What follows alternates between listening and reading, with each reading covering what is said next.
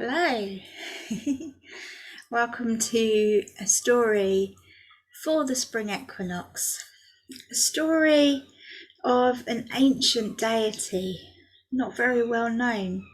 A deity that's only come to my awareness in the last year as I work with a teacher in Ireland, Amantha Murphy.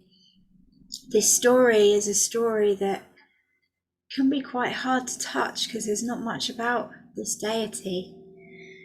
This deity is a deity of spring, of the east. She's a maiden. She's a mother.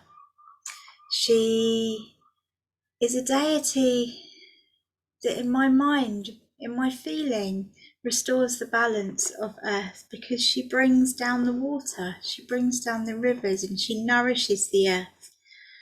Without water, there is no balance, there is no life.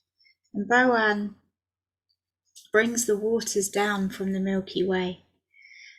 Boann is linked with the River Boann in Ireland, and she is a daughter of the tuathe de Danann and lived in a place called Danann. I'm going to get on with the story now that I have been writing in the last couple of days. It's a short story, so I'd like you to just sit back, relax, maybe lower your gaze and just take yourself off to the beautiful landscape behind me. This is the River Boyne in Ireland. Maybe light a candle as well and smudge your space, because as I read this story, you might want to really connect in with who she is, what she brings, and what she brings for you. I think it would also be nice to have a glass of water handy. So light a candle and have a glass of water with you. Just feel that wisdom of that water as I tell this story. So, once you're ready, I'll begin the story. The sun shone bright on the newly birthed earth, birthed from the sun and moon, viewed only from the stage of the gods, the first people of Ireland, tuathe de Danann. The newly formed earth was waking up in the sun's warm light, emerging from the darkness of the night sky. The first seeds quickened in the soil, and shoots of grass, saplings of trees, and many other plants emerged through the untouched, virginal earth.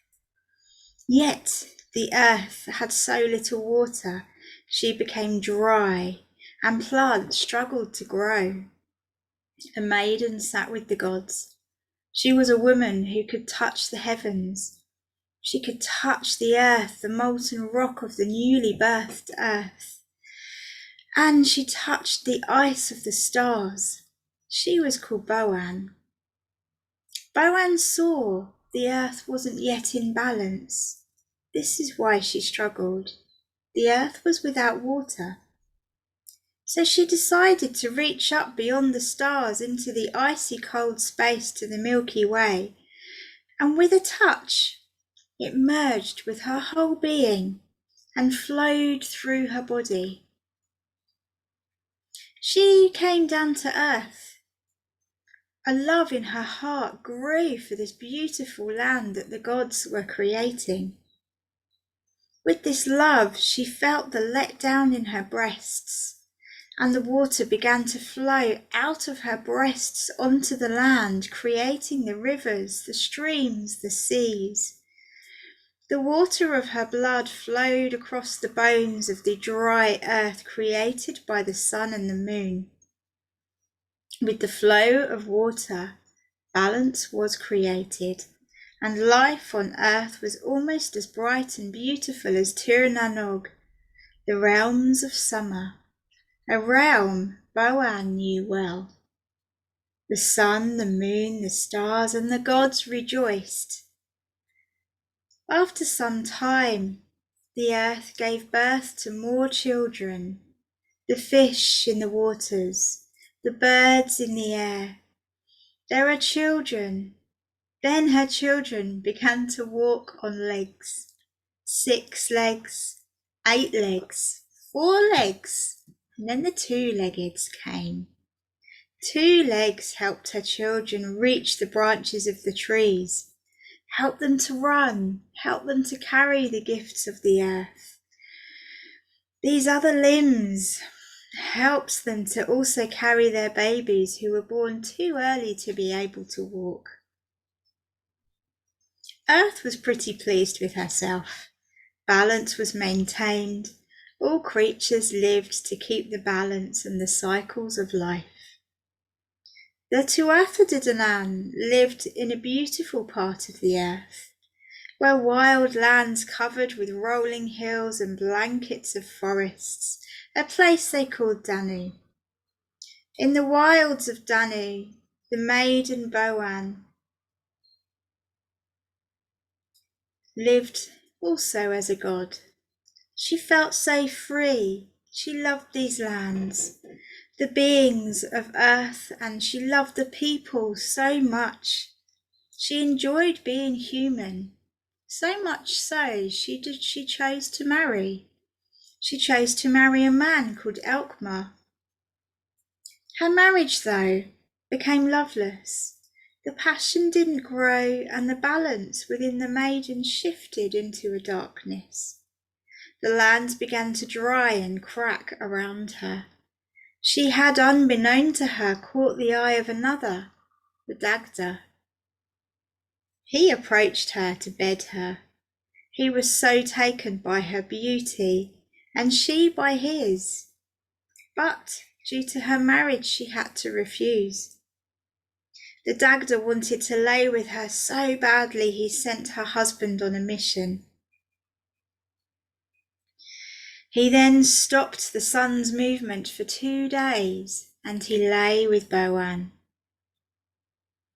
These days went by so quickly in a dream of love.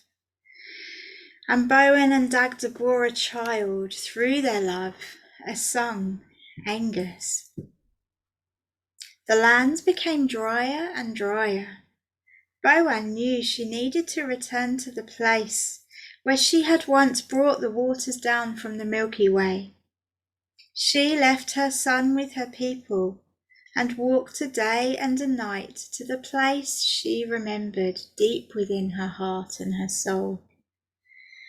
The maiden arrived at an avenue of apple trees. Which led her to a little well. This well was known by now as the Well of Segais. This well was surrounded by hazel trees. The people had told stories of magic from this well, whereby the hazelnuts would fall from the branches of the trees into the water, and the salmon that lived below the well ate the nuts and would be filled with earth's wisdom and knowledge, the knowledge of the mystery of life that only the gods knew. The space was so beautiful, the sun shone so bright. This was a place she recalled well, a place where the distant memory returned to her, a vivid memory of her entire being having once been connected to all, to the sun, the moon, the stars, the very place she stood when the Milky Way flowed through her breasts. She felt so happy. She danced, barefoot on the soil. On the grass around the well, she danced around and around, enjoying the freedom of the connection to all in that place. The sun, the breeze on her skin, the earth below her feet. Boann danced circling the well. She danced spinning anti-clockwise once, and then twice, and then 3 times around the well. No sooner had the bucket lowered down into the well and touched the stream at the bottom, had the water then begun to rise. It rose higher and higher, up out of the well. It covered the grass.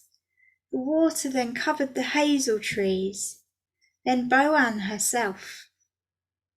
Caught in what was now a huge torrent of water, she lost her footing and was swept away.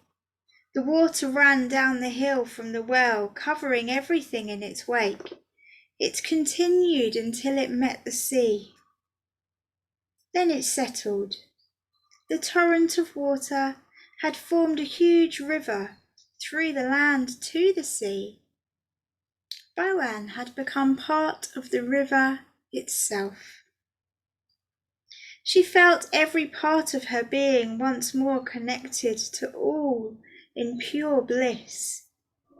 Boann once more touched the water's wisdom, carrying the great mystery from the Milky Way.